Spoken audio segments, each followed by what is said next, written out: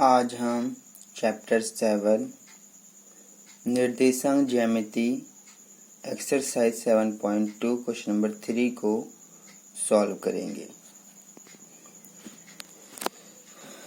इससे पहले जो क्वेश्चन नंबर 2 सॉल्व किया गया था उसके अंदर जो थोड़ी कैलकुलेशन थी, उसके अंदर ये पेन था, ये मेरा चल नहीं रहा था, जिसकी वजह से कुछ इसमें नंबर्स हैं जो आपको साफ नहीं दिख रहे होंगे। आप उसको एक बार ध्यान से देख लीजिए। मैं इनको डार्क कर दे रहा हूँ ताकि आपको इन्हें समझने में कोई ज़्यादा कठिनाई ना हो। तो यहाँ पर लिखा था अतः बिंदु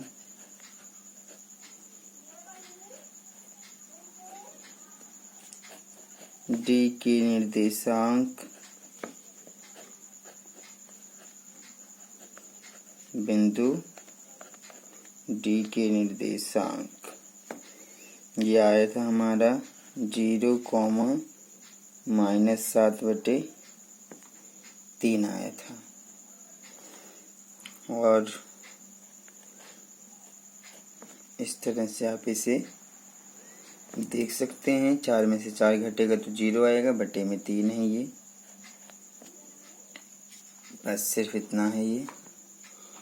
और यहाँ पर ये -2 था और ये प्लस का निशान है, ये गुणा का है 4 और ये 2 गुणा ब्रैकेट में ये -2 है और यहाँ पर भी 2 गुणा ब्रैकेट में -3 प्लस 1 गुणा ब्रैकेट में -1, सिर्फ इतना था। तो अब हम क्वेश्चन नंबर 3 की तरफ चलते हैं और देखते हैं क्वेश्चन नंबर 3 में क्या कहा गया है। क्वेश्चन नंबर 3 का ये आप फिगर भी देख लीजिए, बाकी क्वेश्चन पढ़ते हैं। इसमें कहा गया है कि आपके स्कूल में खेलकूद क्रियाकलाप आयोजित करने के लिए एक आयताकार मैदान ABCD में चूने से परस्पर 1 मीटर की दूरी पर पंक्तियां बनाई गई हैं। AD के अनुदिश परस्पर 1 मीटर की दूरी पर 100 गमले रखे गए हैं, जैसे कि आकृति में दर्शाया गया है। तो निहारिका दूसरी पंक्ति में AD के 1/4 भाग के बराबर की दूरी दौड़ती है और वहां एक झंडा गाड़ देती है। प्रीत 8वीं पंक्ति में AD के 1/5 भाग के बराबर की दूरी दौड़ती है और वहां एक लाल झंडा गाड़ देती है। दोनों झंडों के बीच की दूरी क्या है? यदि रश्मि को एक नीला झंडा इन दोनों झंडों को मिलाने वाले रेखाखंड पर ठीक आधी दूरी पर गाड़ना है तो उसे अपना झंडा कहाँ गाड़ना चाहिए? तो ये हमारा क्वेश्चन नंबर 3 है।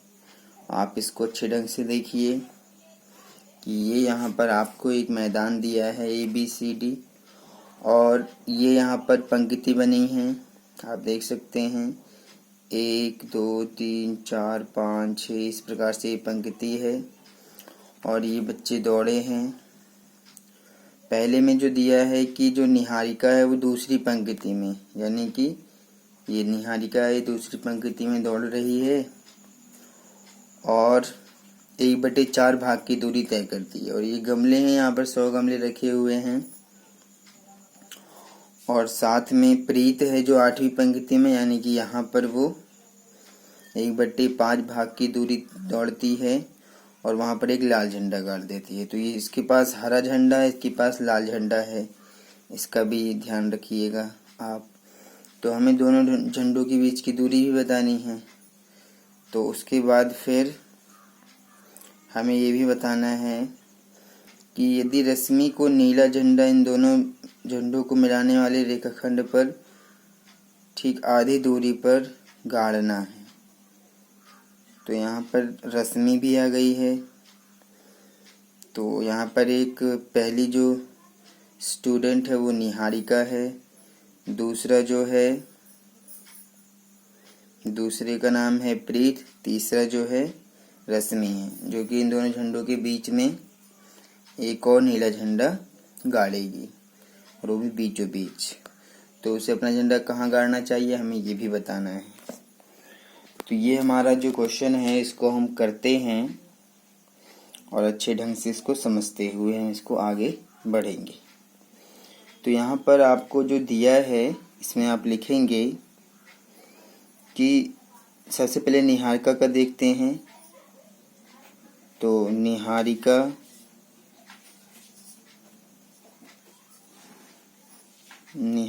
द्वारा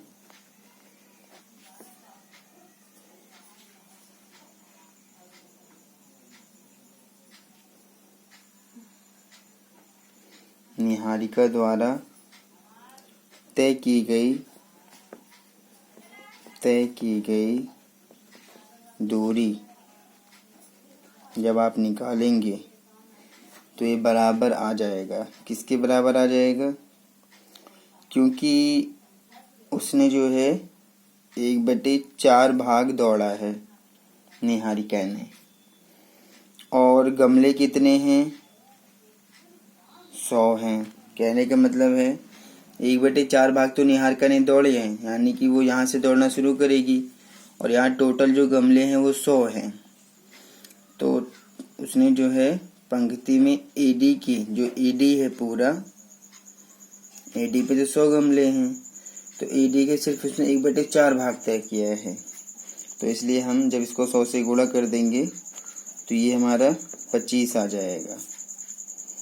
तो ये हमारा y का मान है। तो जब आप इसको बिंदु के रूप में लिखेंगे और उसकी स्थिति देखेंगे कि वो झंडा कहाँ पर गाड़ती है, तो ये आपको कैसे पता चलेगा? आप इसको ध्यान से देखिए।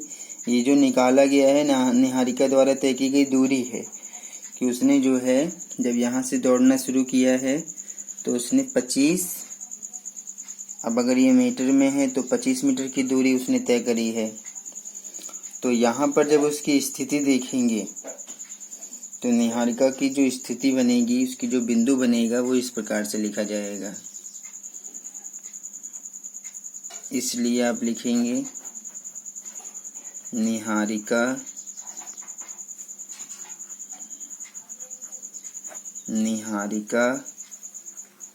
की बिंदु स्थिति, निहारिका की बिंदु स्थिति जहाँ वह कौन सा झंडा गाड़ती है? जहाँ वह हरा झंडा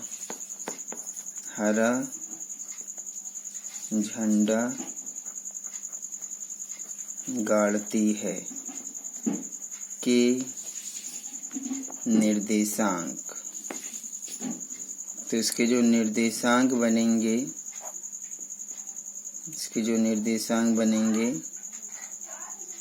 वो इस प्रकार से लिखा जाएगा। आप देखेंगे कि वो दूसरे कॉलम से, इसमें कहा गया है कि दूसरी पंक्ति से वो भागना शुरू करती है। तो हम लिखेंगे x का मान 2 है, कॉमा, और ये जो उसने AD जो दूरी तय करी है ये y का मान रहेगा, यानी कि 25। तो ये जो है उसकी स्थिति निकल गई है बिंदु के रूप में।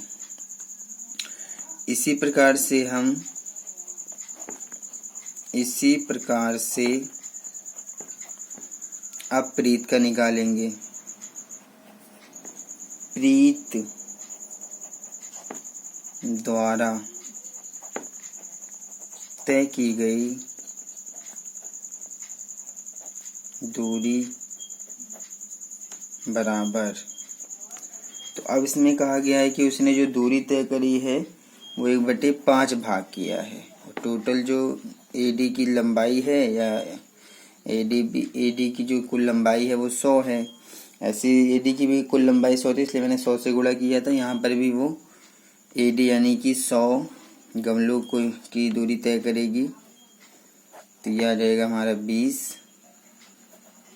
इसको मीटर में लिख देते हैं, 20 मीटर। अब आप इसका बिंदु लिखिए। तो इसलिए प्रीत की बिंदु स्थिति जहाँ वह, अब वो कौन सा झंडा गाड़ती है? लाल। लाल झंडा गाड़ती है के निर्देशांक जब आप लिखेंगे, इसके निर्देशांक, तो इसके निर्देशांक आप देखेंगे कि वो 8वीं, इसमें कहा गया 8वीं पंक्ति में दौड़ती है। तो x का मान जब आप देखेंगे तो 1 2 3 4 इस प्रकार से गिनेंगे तो यहाँ पर 8 आ जाएगा। तो 8 कॉमा, और जो उसने यहाँ से जो दूरी तय करी है वो करिए 20 मीटर, यानी कि 20 आ जाएगा यहाँ पर y का मान। तो अब अगर हम इस बिंदु को जो हमारा ऊपर आया था उसको a बिंदु मान लें, मैं पूरा फिगर नहीं बना रहा हूँ, यानी कि जो निहारिका की बिंदु स्थिति है उसको यहाँ मान लेते हैं a, और जो प्रीत है उसकी बिंदु स्थिति को b मान लेते हैं।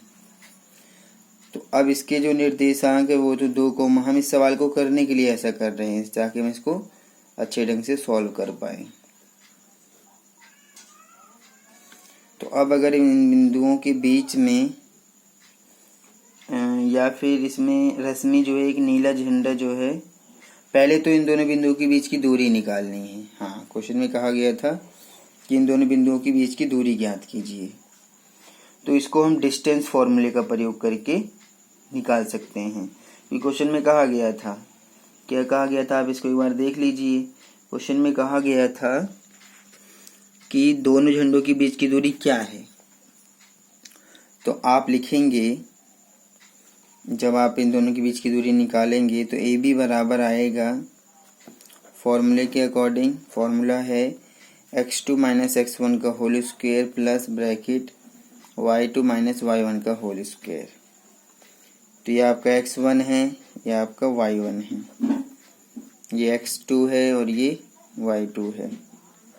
तो जब आप मान रखेंगे तो x2 कितना है, 8 है, x1 यहाँ पर 2 है, इसका होल स्क्वायर, y2 20 है, y1 25 है, इसका भी होल स्क्वायर। तो 8 में से 2 घटाएंगे तो 6 आ जाएगा, 6 का स्क्वायर कर दीजिए, 36 प्लस 25 में से जब 20 घटाएंगे तो माइनस का ज़्यादा है तो -5 आएगा, जब स्क्वायर कर देंगे तो माइनस जो प्लस बन जाएगा, 25 का 5 का स्क्वायर हो जाएगा 25।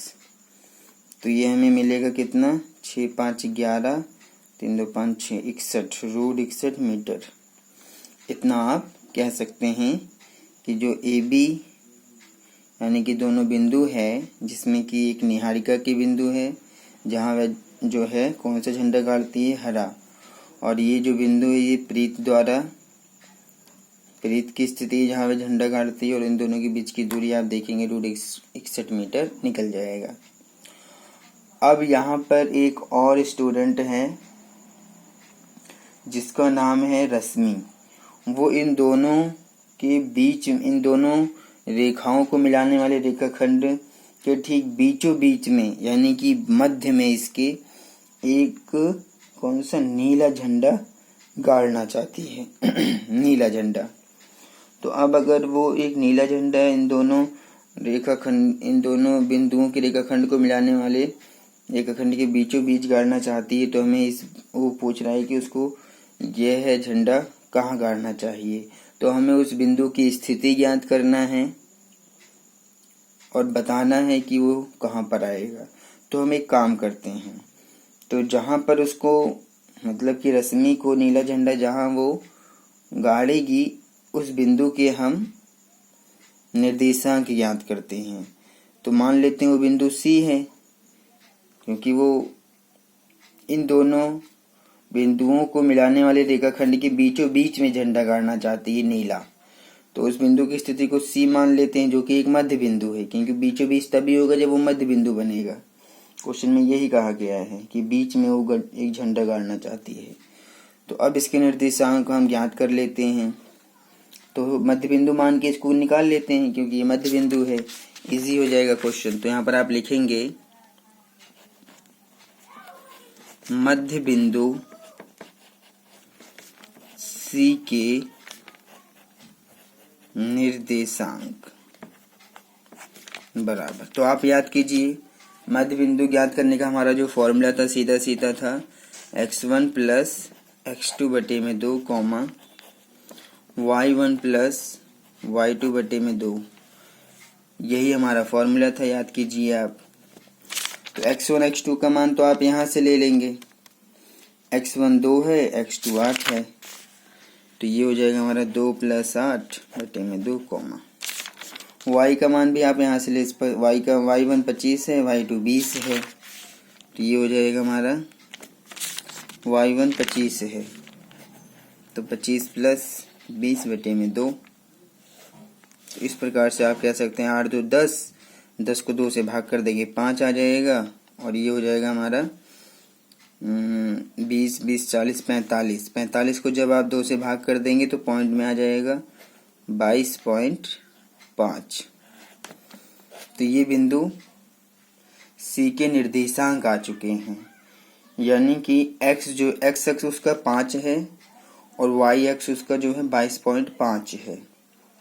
तो इसका मतलब ये हुआ कि जो x का मान है, यानी कि ये 5 जो है हमारा x का मान है और ये y का मान है, यानी कि उसको 5 x का मान यानी कि 5, 5वीं पंक्ति में उसको जो है जाना है, ऊपर दौड़ना है इस तरह से, और फिर कितनी दूरी पर 22.5 मीटर की जो दूरी है वहां पर उसको उस नीले झंडे को गाड़ना है।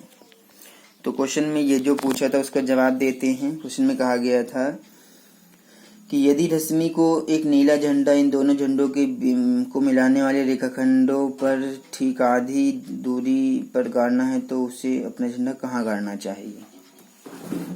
तो आप उसको बता देंगे कि अतः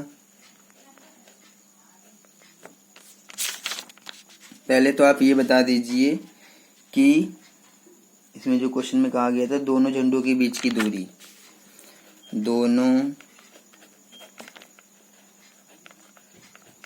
झंडों के बीच की दूरी जो आया है √61 मीटर आया है, और रश्मि को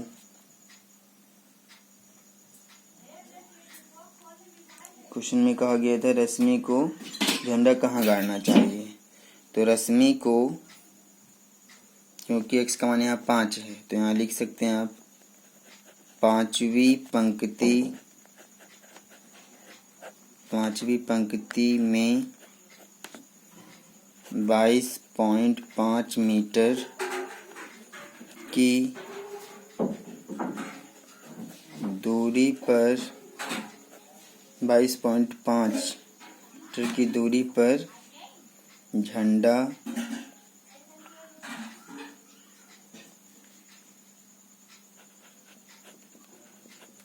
गाड़ना चाहिए। तो इस तरह से ये क्वेश्चन हमारा कंप्लीट हो गया। अब हम चलते हैं क्वेश्चन नंबर 4 पे और देखते हैं क्वेश्चन नंबर 4 में क्या कहा गया है और हमें क्या करना है। इसमें कहा गया है कि जो बिंदु है -3, 10 और 6, -8 को जोड़ने वाले रेखाखंड को बिंदु -1, 6 किस अनुपात में विभाजित करता है। अच्छा, यहाँ पर हमें अनुपात ज्ञात करना है।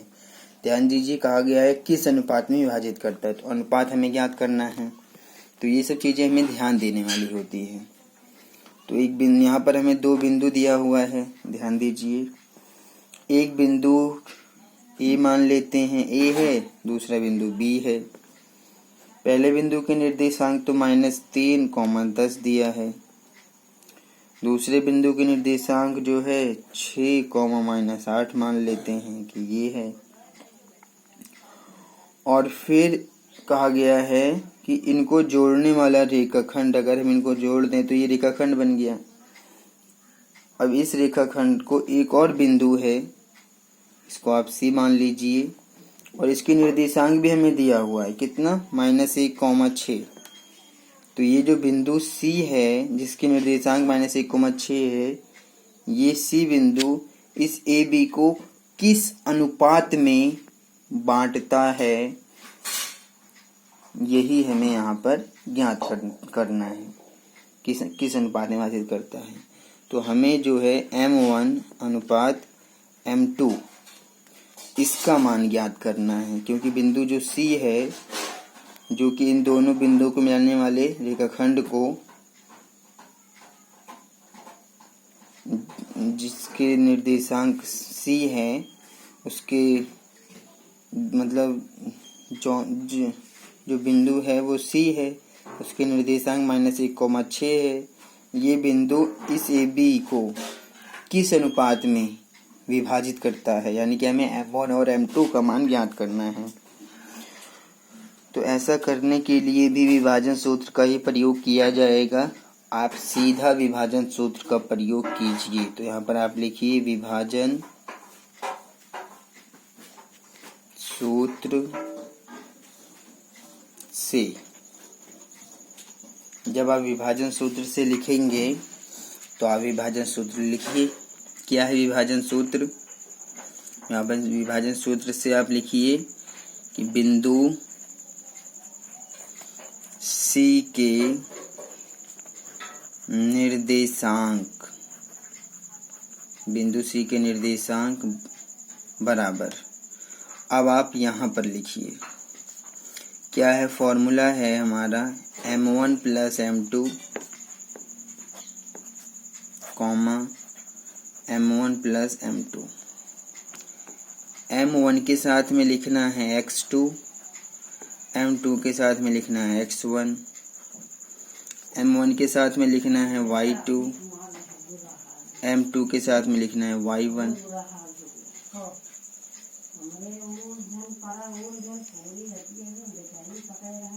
ये हमारा फॉर्मूला है। और C के निर्देशांक हमें दिया है, बल्कि क्वेश्चन में आप लिख दीजिए -1,6 दिया हुआ है। ये हमारे C के निर्देशांक दिया है, इसलिए मैंने लिख दिया है। अब आप मान रखिए, हमें M1 तो पता नहीं है क्योंकि हम इसको ज्ञात करना चाहते हैं, M2 भी ज्ञात करना चाहते हैं। तो M1 गुणा का निशान, x2 का मान रखिए।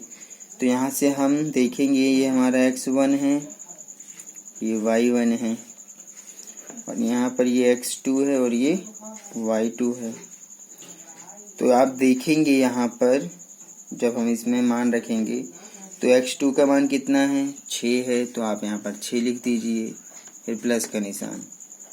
M2 तो पता नहीं है। फिर x1 का मान देखिए, x1 का मान तो -3 है। तो यहाँ पर आप गुणा का निशान लगा के -3 लिख दीजिए, फिर कॉमा। यहाँ पर भी M1 + M2 लिखिए, फिर M1 गुणा, इनके बीच में गुणा का निशान रहेगा। y2 का मान लेते हैं, तो y2 -8 है। तो यहाँ पर -8 लिखिए, आप ब्रैकेट में भी लिख सकते हैं, फिर प्लस M2 गुणा y1 का मान रखिए, y1 का मान 10 है। तो यहाँ पर 10 लिख दीजिए, और ये रहेगा -1,6। तो जब आप इसको देखेंगे हल करके तो आपको क्या मिलेगा, आपको मिलेगा -1,6। ये बिंदु C के निर्देशांक दिया है, वही लिखा गया है यहाँ पर।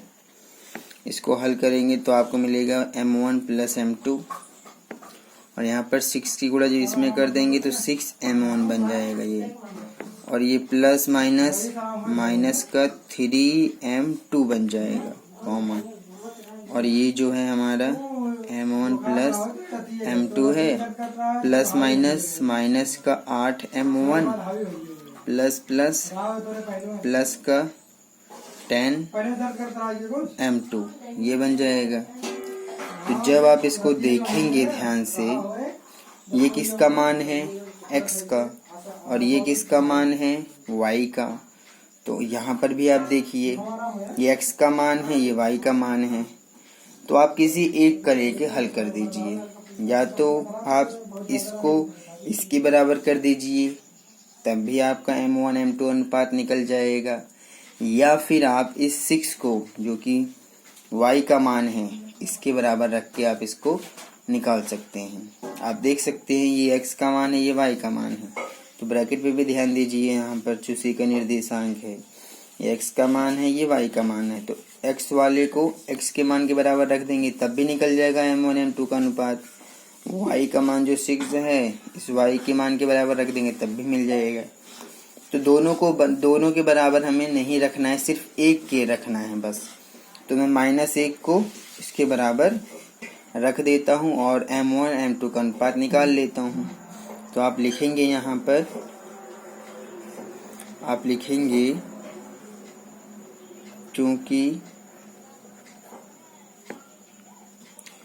जो हमारा 6M1 - 3M2 आया है बटे में M1 + M2, ये बराबर आया है -1 के बराबर आया है। जब आप इसके नीचे 1 लगा के क्रॉस मल्टीप्लाई कर देंगे तो आपको मिलेगा, देखते हैं क्या मिलेगा। 1 की उड़ा जब इसमें कर देंगे तो 6M1 - 3M2 ये मिल जाएगा, क्योंकि 1 की उड़ा मैंने इस पूरे में करा है तो इससे कोई फर्क नहीं पड़ेगा इस पे। अब क्योंकि एक तो ये भी एक गुणा इसमें करना है, लेकिन ये माइनस का निशान है तो इससे फर्क जरूर पड़ेगा, इसलिए आप इसको ब्रैकेट में लिख दीजिए। क्योंकि माइनस का निशान है उससे फर्क पड़ता है, इसलिए मैंने लिखा है। जब आप गुणा करेंगे तो माइनस प्लस माइनस का M1 माइनस प्लस माइनस का M2। अब यहाँ पे लिखिए 6M1 - 3M2, तो माइनस का M1 plus minus minus M2, तो 6M1 - 3M2। अब आप एक काम करिए, M1 वाला एक तरफ, M2 वाला एक तरफ कर लीजिए। तो 6M1 ये माइनस में था, ये प्लस में आ जाएगा M1, और ये था माइनस का M2, ये माइनस में है तो इधर इसको प्लस में ले जाइए। तो यहाँ पर 1 मान के जोड़ दीजिए, तो 6 और 1 7M1 हो गया, और ये घटा दीजिए क्योंकि प्लस का ज़्यादा है, तो 2 आएगा M2। अब हमें अनुपात जो निकालना है M1 अनुपात M2 का निकालना है, बिल्कुल ध्यान से समझिए। और हमारे पास ये आ चुका है,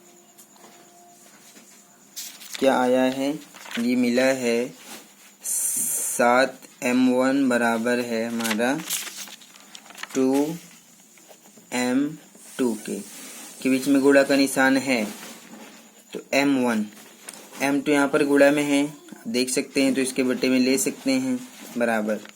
यहाँ पर ये है हमारा 2, 7 यहाँ गुणा में है तो इसके बटे में चला जाएगा। तो इस प्रकार से आप कह सकते हैं कि अतः M1 अनुपात M2 बराबर आएगा 2:7 के। तो यही हमारा विभाजन अनुपात है, जिस अनुपात में बांटता है। M1 अनुपात M2 आ जाएगा 2:7। इसी प्रकार से क्वेश्चन ये सॉल्व होना था। तो आप लिख सकते हैं कि इसलिए बिंदु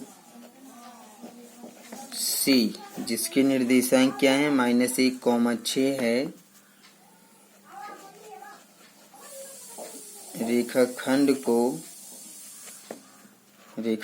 को 2:7 में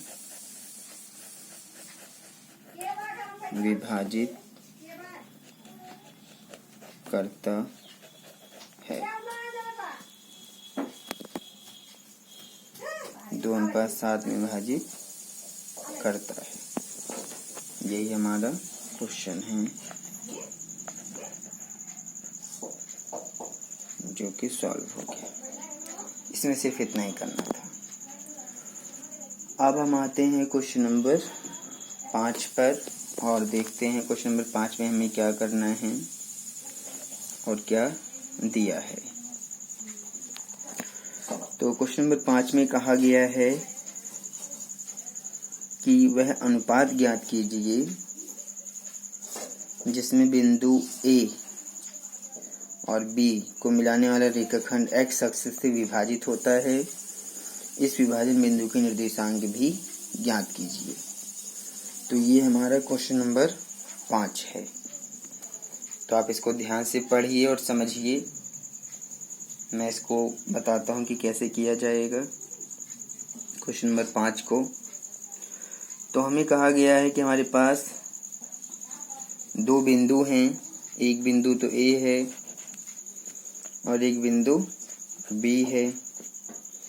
ये जो बिंदु A है इसके निर्देशांक है हमारे पास 1,-5 और जो दूसरा बिंदु B है उसके निर्देशांक हैं -4,5। ये है।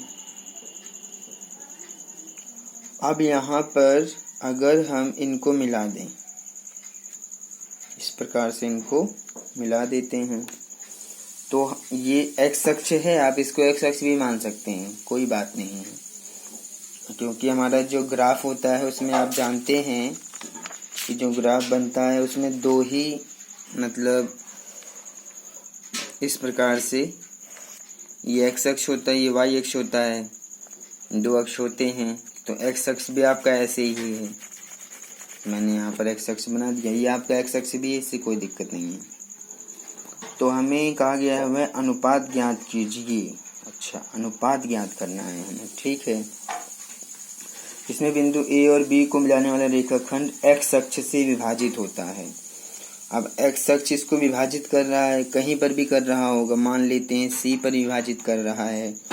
बिंदु C पर अगर विभाजित कर रहा है तो इस C के निर्देशांक हमें ज्ञात करना है और किस अनुपात में बांटता है ये भी हमें ज्ञात करना है। निर्देशांक भी ज्ञात करना है बिंदु C के।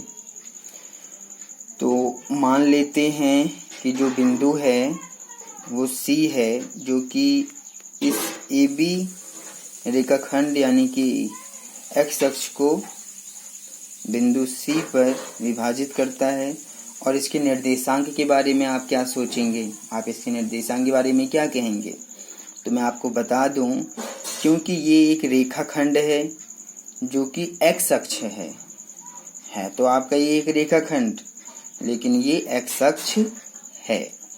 तो इस x अक्ष पर कोई भी जो बिंदु होता है, मैंने आपको बताया था, इसमें x की वैल्यू तो होती है लेकिन y का मान हमेशा 0 होता है। इस बात पर आप फोकस कीजिए कि इस x अक्ष पर कोई भी बिंदु आप कहीं पर भी ले लीजिए, या आप यहाँ से समझ सकते हैं, इस x अक्ष पर कहीं भी आप कोई भी बिंदु ले लीजिए, y आपका 0 मिलेगा हमेशा इस पर। और जब आप इस पे देखेंगे y अक्ष पर, तो यहाँ पर x का मान 0 रहेगा और y की कोई ना कोई वैल्यू रहती है। तो इसलिए अब क्योंकि ये x अक्ष है और एक रेखाखंड भी है, तो जो C बिंदु है उसके निर्देशांक x,0 रहेगा, क्योंकि यहाँ पर y 0 है। तो जब आप इस बिंदु C के निर्देशांक ज्ञात करने जाएंगे तो आप इसको देख सकते हैं। अब आप लिखिए कि बिंदु C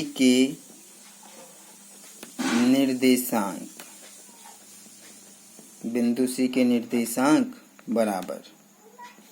अब आप यहाँ पर फॉर्मूला लगा दीजिए। कौन सा फॉर्मूला लगाएंगे आप लगाएंगे यहाँ पर m1 + m2 और यहाँ पर m1 के साथ में तो रहेगा x2, m2 के साथ में रहेगा x1, यहाँ पर m1 + m2, m1 के साथ में रहेगा y2 और m2 के साथ में रहेगा y1। तो ये हमारा फार्मूला है। अब इसमें मान रखेंगे और जो बिंदु C के निर्देशांक हम ज्ञात कर रहे हैं उसमें हमें दिया है x का मान तो यहाँ पर पता नहीं है, लेकिन y 0 है। हम इस बिंदु C के निर्देशांक ज्ञात करना चाहते हैं इसके। तो जब आप इसके अंदर मान रखेंगे तो आपको क्या मिलेगा, देखिए ध्यान से। m1 तो हमें पता नहीं है और m2 भी नहीं पता है, तो m1 गुणा x2 का मान देखिए, तो आप देखेंगे x1 ये है, y1 ये है, और यहाँ पर x2 ये है और y2 ये है। तो जब आप यहाँ पर मान रखेंगे तो आप देखेंगे कि m1 ठीक है। जब आप x2 का मान देखेंगे तो माइनस का 4 है, फिर प्लस का निशान। m2 तो पता नहीं है लेकिन गुणा, फिर आप x1 का मान रखिए यानी कि 1 रख दीजिए, फिर आप कॉमा लगाएंगे और यहाँ पर दूसरा मान रखिए। m1 तो पता नहीं है, m2 भी नहीं पता है। जो नहीं पता उसको कहाँ से लिखेंगे, उसको नहीं लिखा जाएगा। लेकिन जो पता है मान m1 गुणा y2 का मान पता है, तो y2 का मान कितना है, y2 का मान 5 है, यहाँ से आप देख सकते हैं।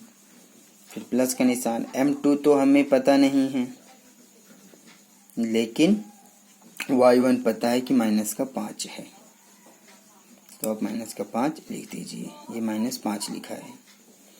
तो और यहाँ पर x, y का मान 0 है। तो जब आप इसको हल करेंगे तो आपको इस प्रकार से मिलेगा। x का मान तो 0 है, सॉरी x का मान, ये बिंदु C के निर्देशांक मैंने लिखा है, y 0 है और x का मान हमें ज्ञात करना है। तो जब आप इसको हल करेंगे तो देखिए प्लस माइनस माइनस का बन जाएगा ये 4m1, और ये प्लस का बन जाएगा m2, और बट्टे में आ जाएगा हमारा m1 प्लस m2 कॉमा। अब आप यहाँ पर भी कर दीजिए, प्लस प्लस प्लस का आ जाएगा हमारा 5m1, और प्लस माइनस माइनस का आ जाएगा हमारा 5m2, और यहाँ से m1 प्लस m2 ये हमारा है। तो जब आप इसको देखेंगे तो ये तो x का मान है और ये आपका y का मान है। तो ये जो आपका y का मान आया हुआ है और ये x का मान आया है, ध्यान दीजिए। x का मान तो हमें ज्ञात करना है, x का मान हमें ज्ञात करना है, तो यहाँ से तो हमें x का मान नहीं पता चलेगा, क्योंकि x का मान तो ये तो है लेकिन यहाँ से x का मान हमें नहीं पता है। अब क्योंकि y यहाँ पर 0 है, तो अगर ये भी y का ही मान है, अगर हम इस y के मान को इस 0 के बराबर रख दें तो हमारा m1 m2 का जो अनुपात है वो निकल जाएगा, और इस प्रकार से हम ज्ञात कर पाएंगे। तो आप यहाँ पर देखेंगे इस x को इसके बराबर रखने से कोई फ़ायदा नहीं है, क्योंकि x का मान हमें पता नहीं है, लेकिन y का मान 0 है। इसको जब इसके बराबर रख देंगे तो हमारा फ़ायदा हो जाएगा, m1 m2 आपका निकल जाएगा, इसलिए हम ऐसा ही करेंगे। तो चूंकि आप लिखेंगे कि जो 5m1 है माइनस 5m2 है और बटे में m1 प्लस m2 है, ये बराबर है किसके, 0 के। बटे में आप इसके कुछ नहीं लगा के क्रॉस मल्टीप्लाई कर दीजिए। जब आप 1 की उड़ा इस पूरे में करेंगे और इस किस में करेंगे तो ये बन जाएगा हमारा 5m1 माइनस 5m2। इस किस में कर देंगे तो 0 की उड़ा जैसे ही आप m1 प्लस m2 में करेंगे ये पूरा 0 बन जाएगा। तो ये तो पूरा 0 बन गया और ये आ गया हमारा 5m1 माइनस 5m2। तो 5m1 बराबर, ये इधर माइनस में इधर जाएगा तो प्लस में आ जाएगा। तो अब आप देखिए कि यहाँ भी गुणा का निशान, यहाँ भी गुणा का निशान, तो ये गुणा में है तो m2 तो बटे में आएगा बराबर। ये जो 5 है यहाँ पर हमारा गुणा में है वो भी इसके बटे में चला जाएगा। 5 से 5 कट की ये आपको 1 देगा, यानी कि m1 बटे में m2 जो आएगा हमारा, जब आप इसको अनुपात में लिखेंगे तो m1 अनुपात m2 निकल जाएगा 1:1। तो इसका मतलब जो बिंदु C है, ये वाला जो बिंदु C है वो इस रेखाखंड को किस अनुपात में बांटता है, 1:1 के अनुपात में। यहाँ पर आप लिख सकते हैं, क्योंकि ये ज्ञात हो चुका है कि जो बिंदु C है हमारा, ये इस x अक्ष को या फिर A और B को मिलाने वाले रेखाखंड को 1:1 में विभाजित करता है, क्योंकि हम इसको निकाल चुके हैं। तो अब हमें यहाँ बिंदु सी के निर्देशांक भी ज्ञात करना था। तो हम सी के जो निर्देशांक निकाल रहे थे वो हमारे पास है, क्या है, यही है बिंदु सी के निर्देशांक। जब आप यहाँ पर मान रख देंगे m1 m2 का तो आपको बिंदु सी के निर्देशांक भी निकल जाएंगे। तो यहाँ पर लिखा जाएगा अतः बिंदु सी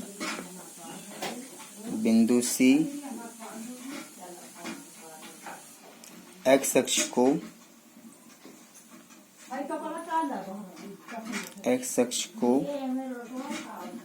1:1 में विभाजित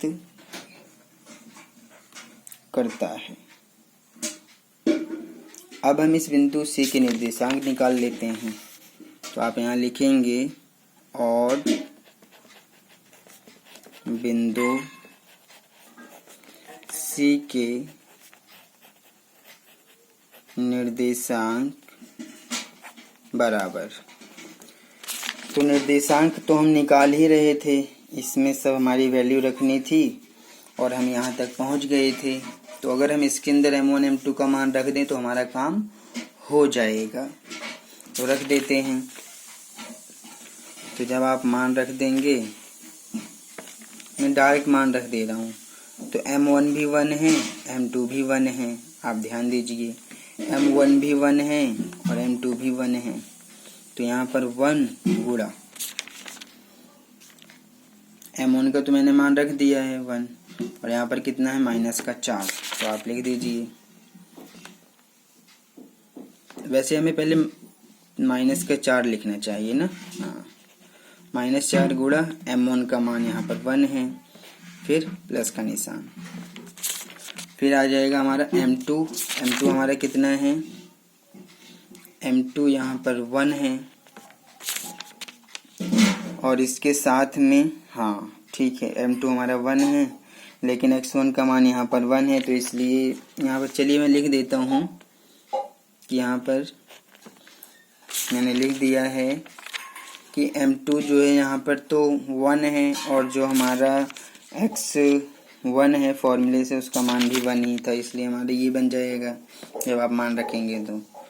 और इसी तरह से जब y का निकालेंगे तो 5 गुणा m1 का मान 1 रखेंगे, प्लस फिर माइनस का 5 गुणा m2 का मान भी यहाँ पर 1 रहेगा। तो जब आप इसको हल कर देंगे तो बिंदु सी के निर्देशांक निकल जाएंगे। मैंने क्या किया है, मैंने ये जो निकाल रहा था ये सी के ही निर्देशांक निकल रहे थे, लेकिन ये m1 m2 हमें पता नहीं था। तो अब हमें पता चल चुका है कि हम निकाल चुके हैं, 1:1 आया है। तो आप यहाँ पर m1 m2 का मान रख दीजिए, आपका निकल जाएगा, आंसर आ जाएगा।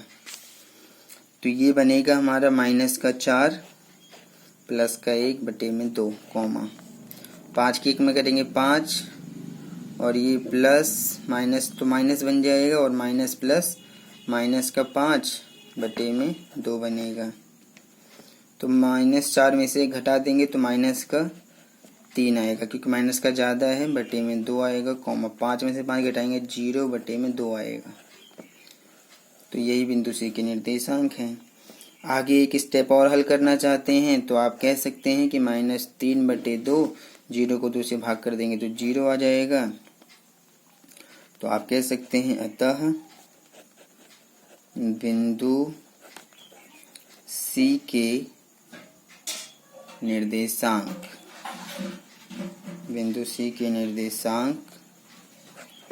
हमारा आ गया है। बराबर करके आप लिख दीजिए -3/2, 0। यही हमारा आंसर है। अब हम क्वेश्चन नंबर 6 की तरफ चलते हैं और देखते हैं क्वेश्चन नंबर 6 में हमें क्या दिया है, इसको भी सॉल्व करते हैं। तो क्वेश्चन नंबर 6 को आप देखिए कि यदि बिंदु 1, 2, 4, y, x, 6 और 3, 5 इसी क्रम में लेने पर एक समांतर चतुर्भुज के शीर्ष हो तो x और y ज्ञात कीजिए। तो ये हमारा क्वेश्चन नंबर 6 है। एक हमें समांतर चतुर्भुज के शीर्ष दिया है, तो आप एक काम करिए, एक समांतर चतुर्भुज बना लीजिए। तो मैं एक समांतर चतुर्भुज बना लेता हूँ। ये हमारा जो है समांतर चतुर्भुज है। इसके शीर्ष ले लीजिए आप ए बी सी डी। इनके शीर्षों के हमें निर्देशांक भी दिया है क्वेश्चन नंबर 6 में। इसमें क्रम से लेना है, आप इस तरह से क्रम ले सकते हैं ए बी सी डी के। तो पहला हम ले लेते हैं 1,2, 1,2। दूसरा ले लेते हैं कि दूसरा है 4, y, 4, y ले लेते हैं। तीसरा ले लेते हैं x, 6, x, 6 ले लेते हैं। चौथा ले लेते हैं 3, 5, 3, 5। तो ये हो जाएगा हमारा ए बी सी डी के निर्देशांक। और ये एक समांतर चतुर्भुज है, हमें इस चीज को भी ध्यान रखना है। क्वेश्चन में कहा गया है कि x और y का मान, यानी कि आपको x भी दिख रहा होगा, y भी दिख रहा होगा, इनके निर्देशांक हमें ज्ञात करने हैं। तो आप बिल्कुल ध्यान से समझिए और करिए। देखिए, अगर हम इस BD को मिला दें तो ये एक विकर्ण है, अगर हम AC को मिला दें तो ये भी एक विकर्ण है। और मैं आपको बता दूं कि जो समांतर चतुर्भुज होता है, समांतर चतुर्भुज के विकर्ण एक दूसरे को समद्विभाजित करते हैं, यानी कि दो बराबर भागों में बांटते हैं। BD को AC दो बराबर भागों में बांट रहा है, यानी कि ये इसके बराबर है। AC को BD बांट रहा है, यानी कि ये इसके बराबर है। और जहां पर बांट रहा है इसको आप O मान लीजिए कि ये O बिंदु पर काटता है और यहाँ बांटता है। तो इसका मतलब BO बराबर है DO के, AO बराबर है CO के। और आप देखेंगे कि BD का मध्य बिंदु क्या हो जाएगा, O हो जाएगा, क्योंकि जब ये दोनों बराबर हैं तो O क्या होगा, BD का मध्य बिंदु होगा। इसी प्रकार से अगर AC है तो अगर AO CO के बराबर होगा तो O भी AC का मध्य बिंदु हो जाएगा। अब क्योंकि बिंदु O BD का भी मध्य बिंदु है और AC का भी मध्य बिंदु है, तो दोनों बराबर होने चाहिए, यानी कि BD के मध्य बिंदु के निर्देशांक और AC के मध्य बिंदु के निर्देशांक दोनों ही बराबर होना चाहिए। इसी को ही हम ध्यान में रखकर इस सवाल को हल करेंगे। तो आप लिखेंगे कि चूंकि समांतर चतुर्भुज के विकर्ण परस्पर, यानी कि एक दूसरे को, परस्पर का मतलब होता है एक दूसरे को समद्विभाजित करते हैं, समद्विभाजित करते हैं। अब अगर ऐसा है तो O बिंदु AC का मध्य बिंदु के निर्देशांक, O बिंदु BD के मध्य बिंदु के निर्देशांक। तो आप लिखेंगे विकर्ण AC के मध्य बिंदु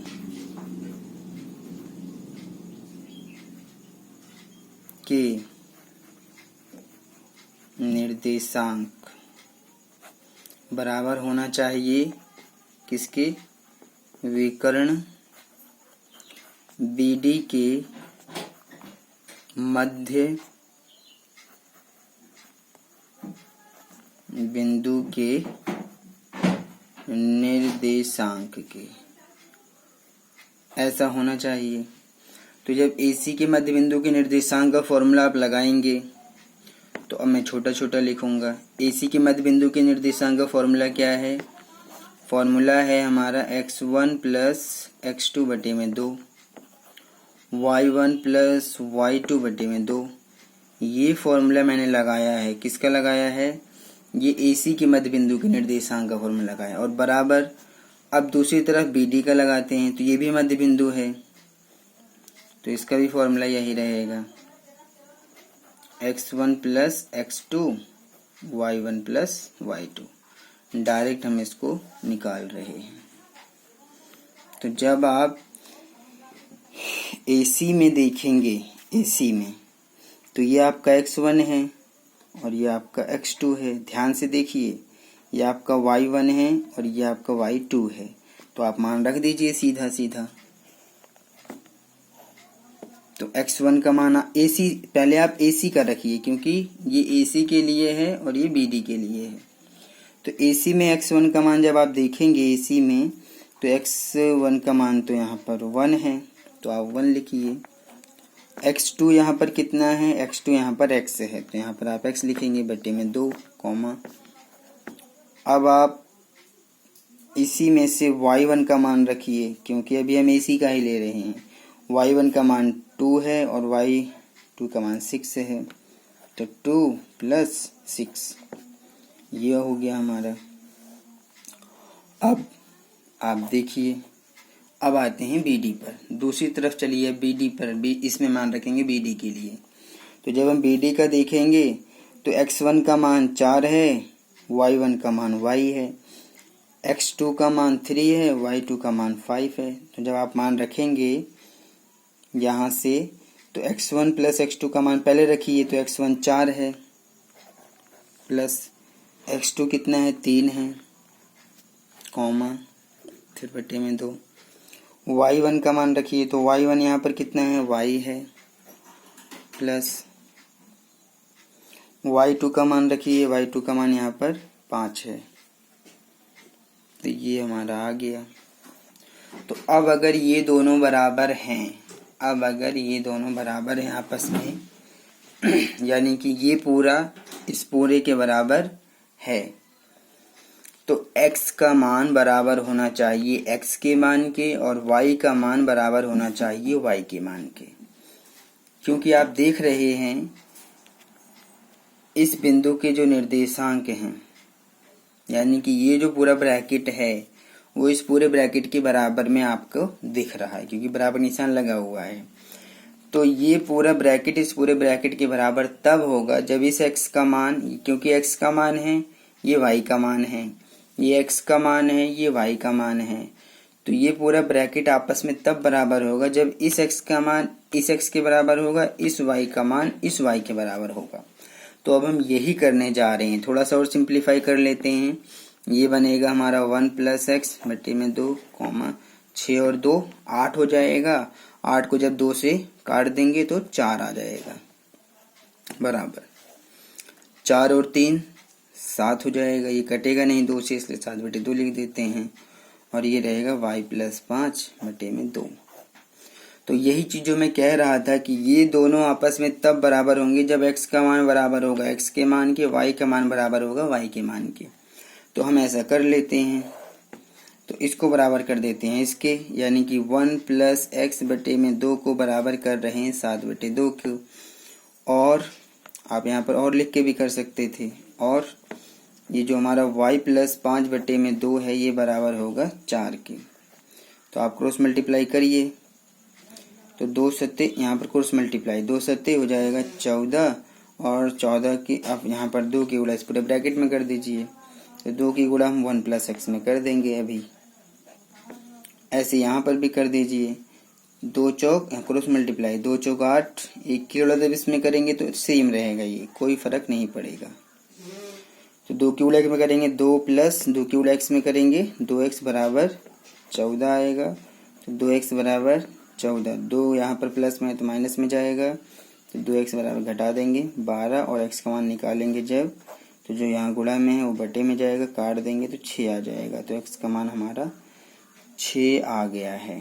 अब आप यहाँ से y का मान निकाल लीजिए। y का मान 8, 5 जाएगा माइनस में तो 3 आ गया y का मान। तो अतः आप कह सकते हैं कि x का मान 6 आया है और y का मान 3 आया है। यही हमारा क्वेश्चन है, क्वेश्चन नंबर 6 ये हमारा सॉल्व हो चुका है।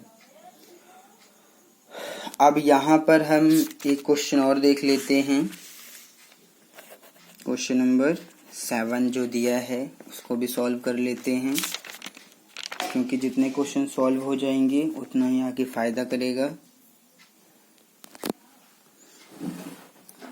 7, 8, 9, 10 4 क्वेश्चन बचा हुआ है। एक काम करते हैं, इन चारों क्वेश्चनों को मैं अगले वीडियो में सॉल्व कर दूंगा, क्योंकि वीडियो थोड़ी लंबी हो गई है, इसलिए मैं इसको इसी में ही